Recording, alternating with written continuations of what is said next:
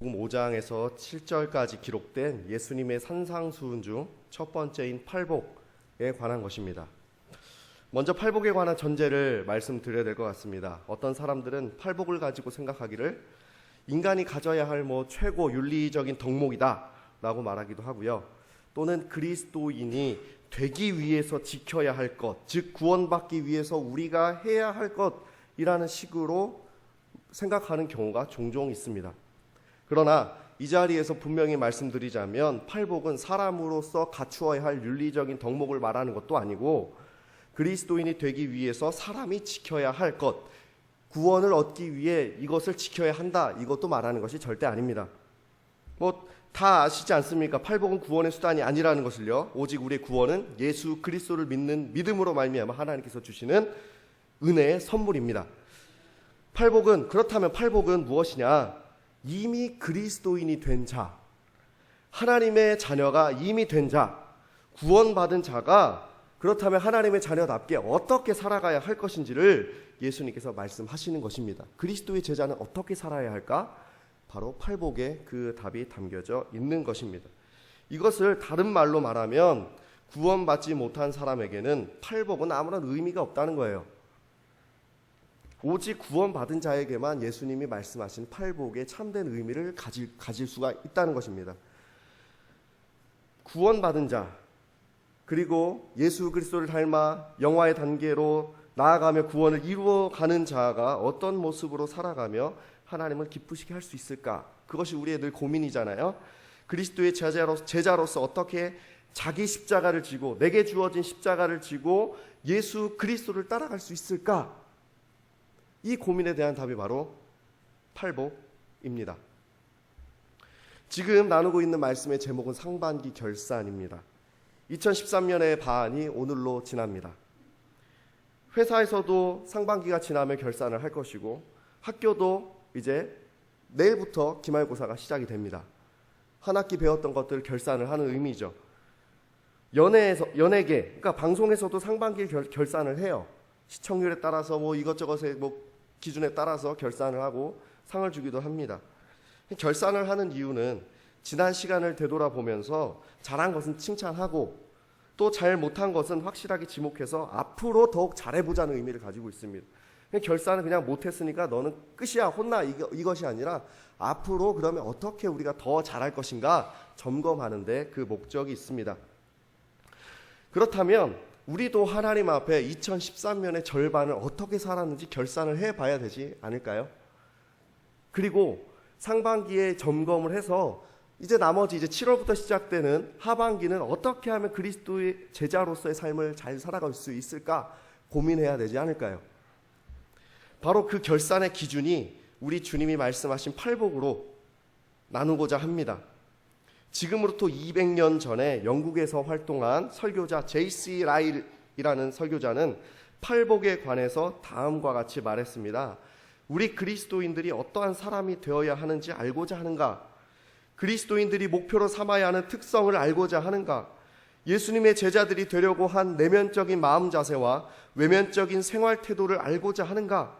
그렇다면 산상수훈을 공부하는 것이 좋을 것이다. 말씀 한마디 한마디를 깊이 생각하고 그 말씀으로써 자신을 시험해보자 라고 말했습니다. 저는 이 말에 100% 공감합니다. 그래서 이번 시간을 통해서 우리는 특별히 팔복을 통해서 우리가 상반기 동안 그리스도인다운 삶으로 하나님께 영광을 돌렸는지 결산을 하고 그리고 앞으로 하반기 하나님 앞에 어떻게 영광을 돌리며 살아가야 할 것인지를 생각해보고 하나님께 우리의 마음을 정하는 시간이 되었으면 좋겠습니다. 첫 번째입니다. 팔복을 통해서 우리는 그리스도의 제자로서의 삶을 살았는지 결산해야 합니다. 예수 그리스도를 나의 구주로 고백하고 그 고백대로 살아가는 자는 구원받은 그리스도인입니다. 내가 어떤 행동을 했기 때문에 그리스도인이 되는 것이 아니라 이미 내게 구원이 주어졌기 때문에 감사하는 마음으로 그 구원의 기쁨과 감격이 자연스럽게 흘러넘치는 사람이 바로 그리스도인이라는 것이에요. 그렇기 때문에 그리스도인은 자연스럽게 제자의 삶을 살아갑니다. 그리스도인이 아니면 절대로 예수님의 제자가 될 수가 없고 구원받지 않으면 그분의 제자로 흉내조차 낼 수가 없습니다. 그렇기 때문에 구원받은 자는 모두 그리스도인의 제자입니다. 자연스럽게 그냥 제자가 되어버리는 거예요. 구원을 받게 되면. 그렇기 때문에 우리는 구원받은 자, 그리고 그 다음 제자로 사는 자로 구분을 해서는 안 됩니다. 자꾸 우리는 제자, 아니 그냥 구원받은 사람, 신자, 그냥 이렇게 구분을 지어서는 안 된다는 거예요. 우리 사회는 지금 전문화된 사회를 살고 있어요. 그래서 어떤 일을 함에 있어서 전문 지식과 기술을 우대하고 그 전문가의 말을 신뢰하고 따를 뿐만 아니라 그 분야의 일을 그냥 전폭적으로 맡겨버려요. 당연하죠. 이가 아픈데 외과 의사한테 맡길 수는 없잖아요. 당연히 치과 의사한테 맡겨야죠. 근데 그거는 세상의 관점이고 세상의 기준이에요. 교회 그리고 그리스도인으로서는 자신의 위치와 사역들을 전문화시켜서 사역자, 평신도 이렇게 나눠서는 안 된다는 거예요. 우리 모두 다 그리스도인이며 교회에서 하나님의 나라를 이루기 위해선 모두 그 자리에서 최선을 다해서 헌신해야 된다는 거예요. 하나님의 뜻은 우리를 그리스도인으로 부르신 것은 전문가로 부르신 것이 아니라 모두가 그리스도를 따라가는 제자로서의 삶을 살아가기를 원하십니다. 그래서 팔복이 그리스도인 모두에게 주어진 것이지 사역자에게만 주어진 것이 아니라는 거예요.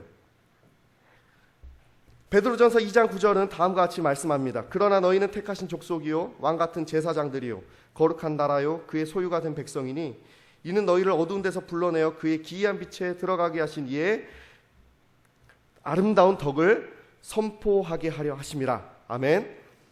이와 같이 우리 모두가 하나님 앞에 왕이요 제사장이요 선지자입니다. 맡은 직분에 따라 차이가 조금 있지만 그 하는 일에 따라서 차이가 있지만 우리는 모두 동일한 성도고 그리스도의 제자입니다. 그렇기 때문에 우리가 읽었던 팔복의 말씀은 그리스도를 믿는 모든 자에게 적용되는 동등한 말씀이에요. 그러니까 그리스도인인 우리는 팔복의 삶을 살아야 한다는 것입니다. 우리는 아직 부족하죠. 그렇기 때문에 완벽하게 팔복의 정신, 팔복에 담겨진 이 하나님의 뜻을 100% 구현하지 못한다 하더라도 우리 안에 예수님을 닮으려고 하는 그 마음의 경향이 있는가를 먼저 확인을 하고 그리고 그 마음의 경향이 있음을 확인을 하고 그 다음에 구원받은 자로서 팔복의 삶을 살아가려고 부단히 노력해야 한다는 거예요. 예수님을 믿는다 하면서 이번 상반기의 삶 가운데 이 팔복의 삶이 온전히 나타나지 않았다면 전혀 그 흔적을 찾아볼 수가 없었다면 우리는 하나님 앞에 제대로 결산해야죠. 자기를 되돌아보고 가슴을 치면서 후회하며 하나님 앞에 엎드려야죠. 그리고 남은 하반기 이 팔복의 삶, 주님이 원하시는 그리스도의 제자로서의 삶을 살아가기 위해서 부단히 노력해야 되지 않을까요? 두 번째입니다. 팔복은 그리스도의 예수님의 인격 그 자체입니다. 팔복은 율법이 아니라고 말씀드렸어요. 복을 받기 위해서 심령을 가난하게 하고 애통해야 된다는 것이 아니에요. 팔복에 나타난 이 8가지 덕목은 그리스도의 인격이에요. 예수님이 바로 그렇게 사셨어요. 팔복에 말씀하신 그대로 우리 주님이 사셨어요. 늘 심령을 가난하게 하셔서 하나님의 뜻을 늘 구하셨고 하나님 앞에서 우시며 기도하셨고 온유함으로 죄인들을 거두셨고 바리새인들을 꾸짖으셨어요. 악한 세상을 보시고 탄식하셨고 하늘의 의를 보여주셨어요. 고아와 과부 그리고 병자들을 사랑하셨고 그분의 깨끗하심을 통해서 우리로 하여금 하나님을 바라보도록 하셨어요. 그리고 우리의 죄를 대신 지시기 위해서 죄 없이 죄인인 사람들에게 고난을 받고 죄 없이 십자가에 달려 죽으심으로 하나님과 우리를 화평하게 하셨어요. 팔복은 예수님의 그 삶 그 자체예요. 그분의 인격이라고요. 그분의 아름다움이 이 팔복 안에 너무나도 잘 스며들어 있어요. 팔복의 덕목을 지켰을 때 복이 따라오는 그런 율법적인 의미가 아니라 내가 하나님 앞에 심령이 가난할 때, 하나님 앞에 서럽게 울 때, 하나님 앞에 온유할 때, 하나님의 의를 바라며 하나님의 의가 온 세상 가운데 실현되기를 간절히 구할 때 내가 불쌍히 여김을 받은 것처럼 나도 남을 불쌍히 여길 때, 깨끗한 마음으로 하나님을 바랄 때 예수 때문에 조롱받고 손해보는 그 자체가 우리에게 복이 돼요. 왜요? 예수님의 인격대로 살거든요. 그것이 복이거든요. 팔복은 그래서 복이에요. 다른 것이 주어져서 복이 아니라 이미 그리스도인으로서 예수 그리스도 인격을 담고 그분의 뜻대로 살아갈 때 복이 된다는 거예요. 천국과 그 밖의 위로, 땅, 이런 여러 가지 8가지 또 이야기들 나오잖아요. 팔복을 지킬 때 그 대가로 주어지는 미래의 일이 아니라 그리스도를 영접하여 그분의 자녀가 되면 이미 소유하고 있는 것이에요. 천국은, 땅은, 위로는. 그리스도를 믿고 그리스도가 내 안에 계실 때 이미 그리스도가 누린 그 인격과 그리고 그분이 누리고 이미 가지고 있는 그 모든 천국의 유업이 이미 그리스도의 인의 것이에요. 미래형이 아니라 현재형으로 쓰여졌어요. 이미 우리에게, 우리 손에 쥐어져 있어요. 그 복은, 그리스도인은. 그리스도를 믿고 그분의 모습대로 살아갈 때 이미 그리스도의 제자는 이미 천국을 소유하고 있습니다. 천국을 소유하고 있기 때문에 심령이 가난하여 하나님을 더욱 사랑하게 되는 것이에요. 하나님을 사랑하고 그분을 바라며 그분의 뜻대로 살아가는 것이 진짜 복이에요. 그것이 복이에요. 그 자체예요. 내가 누굴 불쌍히 여길 때 위로를 받는, 이미 우리 위로를 받았어요. 그러니까 위로할 수 있어요. 이미 복이 우리 안에 있기 때문에 담대하게 주님과 같이 살 수 있어요. 우리가 왜 심령이 가난해야 할까요? 왜 하나님 없이는 살 수 없다고 고백하며 살아가야 할까요? 천국을 이미 소유했으니까.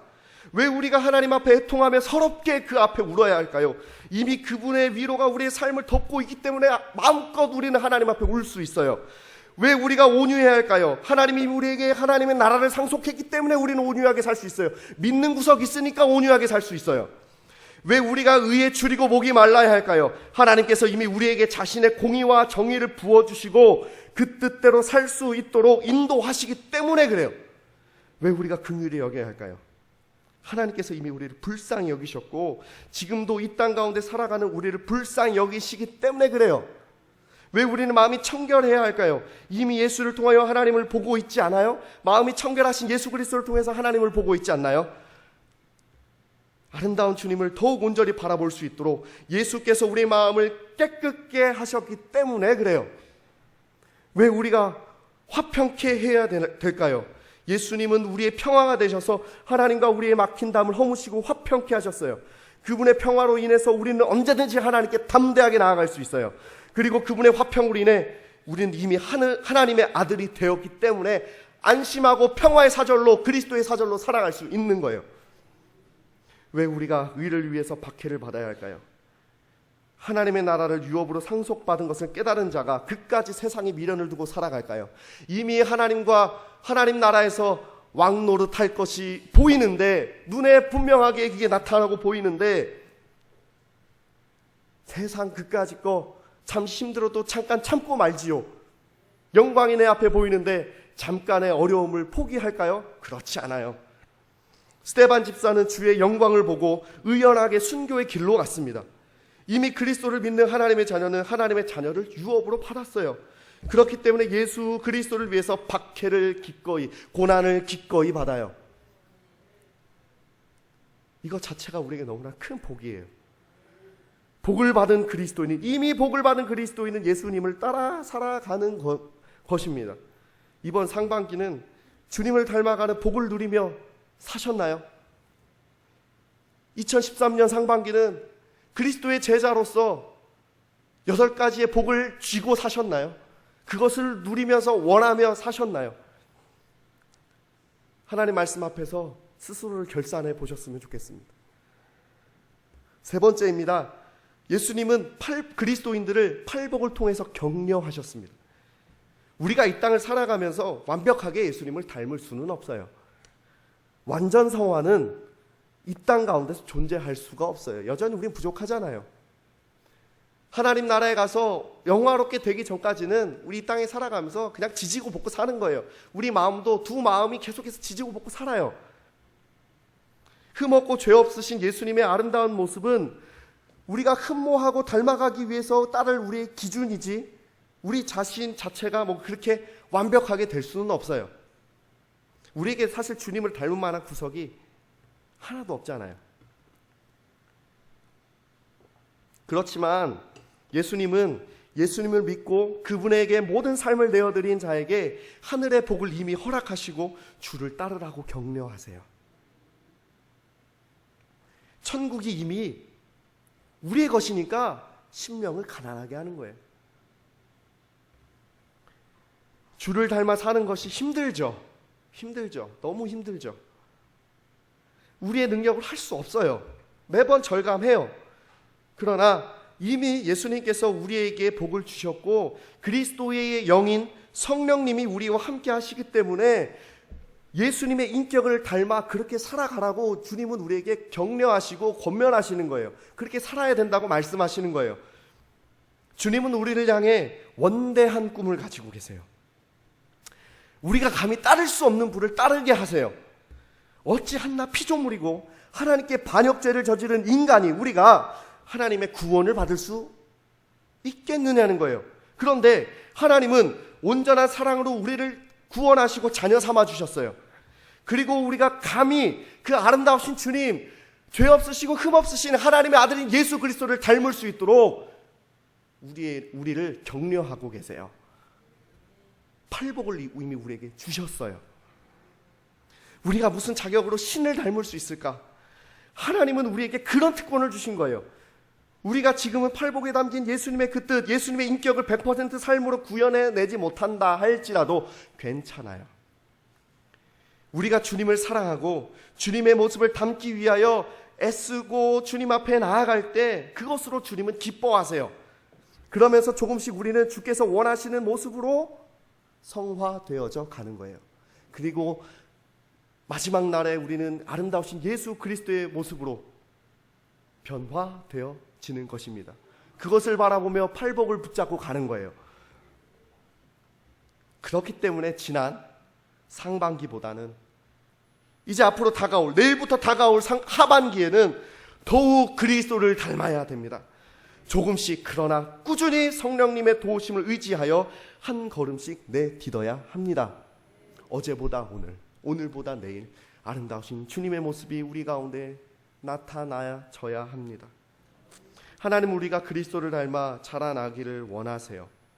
예수님께서 가지신 아름다운 인격이 우리의 삶의 인격이 되어서 우리의 삶을 통하여 하나님께서 영광 받으시기를 하나님은 너무나도 원하고 계세요. 그래서 하나님은 사람을 포기하지 않았어요. 그래서 단 한순간도 이스라엘을 포기한 적이 없어요. 그래서 하나님은 우리를 영적인 이스라엘로 묶어주셨어요. 하나님의 언약 안에 우리를 묶어주셨어요. 왜? 단 한 번도 포기한 적이 없어요. 하나님은. 구원은 단순히 말로 예수를 주라 고백한다고 끝나는 것이 아니에요. 말로 고백하는 거 중요해요. 그것이 출발이니까. 그렇지만 누구나 말은 잘해요. 초대교회 성도들은 예수님을 믿는다고 말하면 온갖 고난을 받았어요. 그때 당시는 온갖 고난 받았어요. 예수는 주다 그리스도다 라고 이야기하면 너 그럼 황제를 섬기지 않네 라고 로마 사람들이 핍박을 했고요. 유대인들에게는 어떻게 사람인 예수가 하나님이냐 라고 하면서 핍박했어요. 그렇기 때문에 초대교회 성도들은 예수가 그리스도다, 예수가 하나님이다 라고 이야기하는 건 자기 생명을 걸고 얘기한 고백이었어요. 그래서 그들의 고백은 위대한 거였어요. 왜? 생명을 걸고 고백한 고백이었으니까. 근데 우리 시대를 한번 돌아와 볼까요? 여러분이 예수님을 구주로 예수님이 나의 구주다 라고 말한다 해서 누가 핍박을 합니까? 막 돌을 던져요? 법적으로 막 구속을 시켜요? 우리의 생명과 재산에 있어 지대한 손해가 끼쳐져요? 주님을 예수가 그리스도다라고 고백했을 때 손해보지 않아요.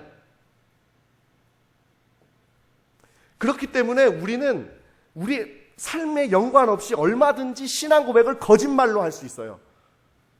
스스로를 속일 수 있어요. 잘난 사람들 모인, 많은 사람들은 모인 교회에서 어떤 한몫 잡아보겠다고 교회로 와요. 그러니까 신앙 고백을 얼마든지 거짓말로 뻥칠 수 있어요. 사람 앞에서. 하나님은 속일 수는 없지만 사람 앞에서 얼마든지 거짓말할 수 있어요. 그렇기 때문에 팔복의 삶은 우리의 신앙을 즉 세상 가운데, 교회 가운데, 그리고 나 자신에게 증명해 줄 수 있는 신앙 고백의 역할 또한 감당해요. 말로 하는 그 귀한 고백이 나의 삶 가운데 아름답게 표현되어지는지를 확인시켜 주는 것이 팔복이에요. 그렇게 내가 살아가느냐. 당연한 말입니다만 예수님을 닮은 삶을 살아가는 사람은 삶으로 예수님을 증거해요. 삶으로 그리스도를 주라 고백해요. 이러한 삶을 살도록 우리 주님은 지금 계속 권면하고 격려하고 계세요. 우리의 삶을 통해서 주님이 증거되고 영광을 받으시도록 그리스도의 제자는 팔복의 말씀대로 살아가야 돼요. 예수님을 너무 사랑하니까 팔복의 말씀대로 살아가야 돼요. 우리는 주님이 말씀하신 복을 붙잡고 살았는지 돌아보아야 되겠습니다. 우리의 삶이 과연 주님의 모습을 닮아 있는지 정말 진지하게 말씀 앞에 점검해 보아야 합니다. 우리는 하나님 앞에서 세상이 말하는 복을 구하기 일쑤예요. 그러나 예수님은 예수 그리스도를 믿고 주를 따르는 제자인 우리에게 이미 복되다라고 말씀하세요. 그 복은 복 대신 예수님을 만나고 그분을 따를 때, 팔복에 담겨져 있는 예수 그리스도 인격을 닮아 따라갈 때 자연스럽게 우리의 삶을 촉촉하게 적십니다.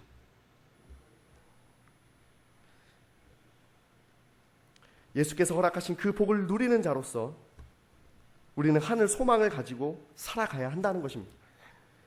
다만 상반기를 돌아보면서 나 자신이 그리고 우리가 속한 우리 교회가 하늘의 복을 붙잡고 살았는지 그리고 그 복을 누리는 자로서 살아갔는지 점검해 보아야 합니다. 결산해야 합니다. 말로만 주를 사랑한다 말하진 않았는지, 나의 전인격을 다하여 주를 따르는 자로 살았는지 예수님이 말씀하신 팔복의 말씀 앞에 겸손히 엎드려야 합니다. 지난 12년 동안 고신 측 소속으로 목회를 하시다가 2011년 캄보디아 선교사로 파송된 방효원 선교사님이라는 분이 계십니다. 선교사님 부부는 슬하에 4명의 자녀를 두었습니다. 4살부터 12살까지 3명의 딸과 1명의 아들을 두었습니다. 이 가족 6명은 2011년에 들어가고 선교 훈련을 하고 이제 사역을 하게 될 선교지로 들어가기 위해서 이 가족 6명은 6월 18일 프놈펜에서 첫 사역지로 이동하는 중에 있었습니다. 얼마나 설레겠어요. 이제 훈련을 다 마치고 사역을 하러 들어가시는 거잖아요. 오후 30분 첫 사역지로 이동하던 중 버스와 충돌했습니다. 사고로 승용차에 타고 있던 방효원 선교사님 부부와 자녀 2명, 10살과 6살 아이는 현장에서 숨졌습니다. 그리고 방 선교사님의 나머지 2딸, 12살, 4살 중에 12살인 첫째 딸은 뇌 손상으로 긴급 수술을 했고 왼쪽 팔을 절단했습니다. 4살 막내 4살 난 딸은 외상은 다행히 없지만 지금 자신의 부모를 잃은 줄도 모르고 가족을 찾고 있어요. 이렇게 불의의 사고로 하나님께서 갑자기 온전히 그렇게 부르시기도 하세요. 그리고 고난이 찾아와요. 이런 생각이 들더라고요. 차라리 그 2딸도 하나님께서 데려가시지라는 생각이 들더라고요. 부모 없는 하늘 아래에서 어떻게 이 아이들이 살아갈까? 마음이 너무 아팠습니다. 그런데 이들이 온전히 주님을 사랑하지 않아서 사고가 났고 우리는 온전히 주님을 사랑해서 지금 이 자리에 편안하게 예배를 드리고 있는 것일까요? 저는 그렇다고 생각하진 않아요. 이 방 선교사님의 가족은 주님을 위해서 살았고 이미 소유한 하나님의 나라에서 주님과 왕 노릇하게 되었습니다. 이들은 어쩌면 편안하게 이 자리에 서 있는 저보다 더욱 예수님을 닮은 사람이라 저는 생각합니다. 그리고 그 밖에 북한에서 그리고 선교지에 더 많은 순교자들이 언제까지 피를 흘려야 하는지 우리의 마음을 아프게 하는 일들이 계속해서 일어납니다. 라오스에서 강제로 북송된 9명의 청소년들의 생명을 하나님께서 지금 붙잡아 주고 계시지만 국제사회의 관심이 끊어지면 이들의 생명을 장담할 수가 없습니다. 북한은 철저하게 그들을 이용하고 이제 필요 가치가 없어지면 이들의 목숨은 죽은 목숨이나 다름없습니다. 하나님은 언제까지 그 북한의 피를 흘리게 하실까요? 우리는 그런 핍박이 있진 않지만 주인이신 하나님이 부르시면 삶을 정리할 틈도 없이 하나님 앞에 나아가야 되는 존재예요. 우리는 분수를 알아야 돼요. 하나님 앞에 어떠한 존재인지. 그런데도 여전히 우리는 교만해서 예수님께서 주시는 참된 이 복을 외면하며 살아가기 일쑤입니다. 콜라, 피자와 같은 인스턴트 복을 구하면서 사는 우리는 하나님 앞에 너무나도 부족하기 그지없습니다. 이러한 것들에 목말라하고 갈급해하는 우리를 보시고 예수님은 어떻게 생각하실까요?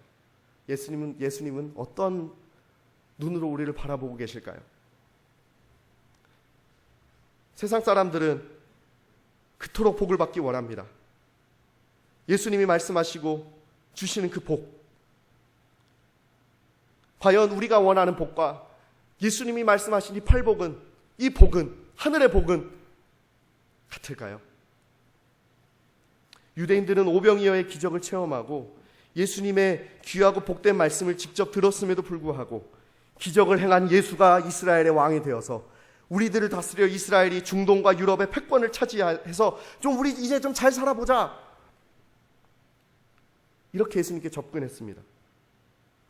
이 땅에 살아가고 있는 자칭 그리스도인들이, 여전히 부족한 그리스도인들이 정말로 바라는 것은 과연 구원의 은혜로 말미암는 하늘의 복일까요? 하나님 우리와 함께 하심으로 누리는 이 하늘의 복일까요? 아니면 빵 부스러기 같이 있어도 그만이고 없어도 그만인 부, 명예, 권력, 건강인가요? 만약 부, 명예, 권력, 건강이 인간이 누려야 할 최고의 복이라면 캄보디아에서 불의의 사고로 세상을 떠난 방효원 선교사님과 그의 가족은 쓸모없는 인생을 산 꼴이에요. 왜요? 사역도 못 해보고 하나님 데려가셨어요. 설레임을 안고 선교지로 들어가는데 숨졌어요. 그리고 100년 전 이 땅에 들어와 척박한 환경에서 박해와 풍토병 등과 같은 것들을 이겨내면서 복음을 전했던 언더우드 아펜젤러와 같은 선교사님들도 쓸모없는 인생을 산 거예요. 그러면 그렇지만 우리는 그렇게 말하지 않아요. 이들은 누구보다 참으로 복되게 살고 복된 주의 품에 안겼다라고 고백합니다. 그런데 문제는 남 이야기할 때는 저들이 복되다라고 말하면서 나는 그러한 삶을 살지 않고 있다는 거에 문제가 있습니다. 그러면 그건 실제로 복되다고 여기는 건 아니에요. 이율 배반적인 사고방식으로 나 자신의 편안함과 안락함을 정당화시키면서 남은 저렇게 살아야지라고 이야기하는 꼴밖에 안 돼요. 그렇다고 오해하진 마십시오. 하나님이 우리를 고생시키려고 부르신 건 아니에요. 무조건 그리스도인이 막 그렇게 막 질병에 고통을 당하고 경제적으로 찌들리고 어려운 삶을 살아야 된다는 것은 아니에요. 모든 것은 하나님 손에 달려 있잖아요. 우리의 건강도 하나님 뜻대로 아플 때도 있어요. 건강할 때도 있어요. 하나님의 뜻대로 하나님께서 하나님의 뜻을 이루시기 위해서 우리에게 물질을 주실 때도 있고 거두어 가실 때도 있어요. 괜찮아요. 그러나 중요한 건 우리가 가장 우선적으로 생각해야 될 그 복은 예수님 자신이에요. 예수 그리스도의 인격과 삶을 닮을 수 있도록 예수님은 우리를 계속해서 권면하고 격려하세요. 상반기는 조금 부족하고 연약한 모습을 살았다면 이제 우리에게 펼쳐진 하반기는 예수 그리스도를 닮아가야 되지 않을까요? 하나님 우리의 생명을 연장하고 계세요. 때에 따라 필요한 것들을 채워주실 거예요. 반드시 채워주세요. 왜요? 이 땅에 살면서 하나님의 뜻을 이루어 가도록 하나님께서는 우리의 생명과 우리의 건강과 우리의 모든 경제적인 것도 하나님께서 책임져 주세요. 주의 뜻이 이루어지도록 주시기도 하고 거두어 가시기도 하고. 우리는 하나님 주권을 믿잖아요. 우리가 예수님이 주시는 8가지 복을 누리고 그 복을 전할 수 있도록 하나님은 우리에게 필요한 것들을 때에 따라 공급해 주실 거예요. 그러니까 먼저 주의 나라와 주님의 의를 구해야 되지 않을까요? 주님께서 약속하신 이 복을 구해야 되지 않을까요? 예수 이름 앞에 모인 우리 모두, 우리 교회가 하나님 한 분만으로 만족하는 교회가 되어지기를 원합니다.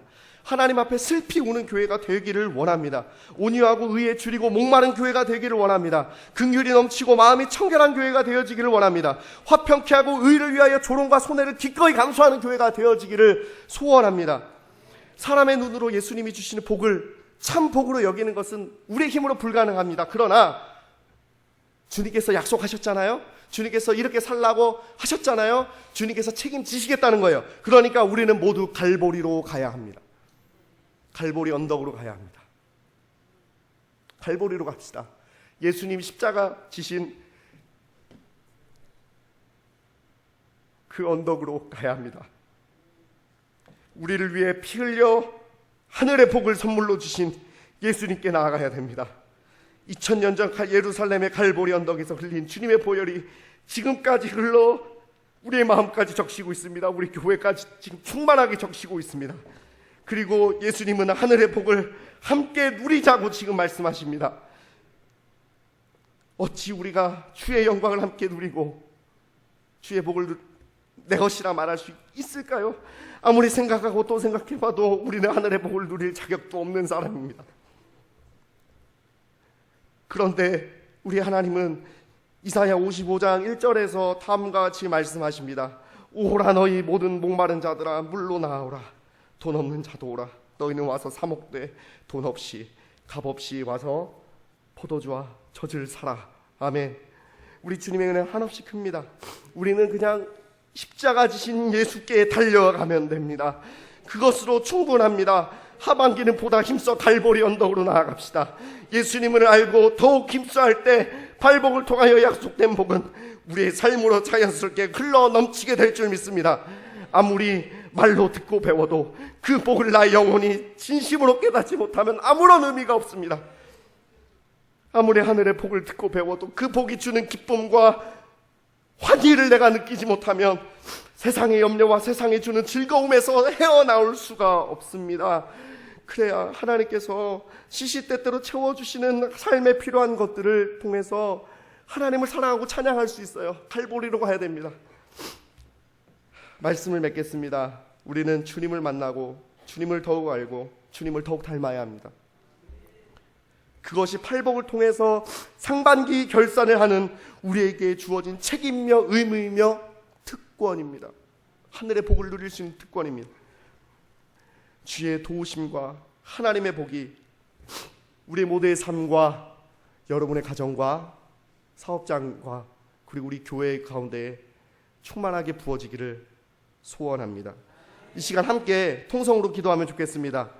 올 한 해 절반을 보내면서 나는 얼마나 예수 그리스도를 힘써 알았는지, 얼마나 주님을 사랑했는지, 그분께서 우리에게 주신 그 복을 삶 가운데 얼마나 누리며 살았는지 돌아보며 주님께 기도로 다짐하면 좋겠습니다. 주님을 더욱 닮기 원합니다. 더욱 닮기 원합니다. 주님의 인격과 삶을 닮아가며 그 하늘의 복을 누리기 원합니다. 이 시간 다 같이 기도하겠습니다. 주님 감사합니다.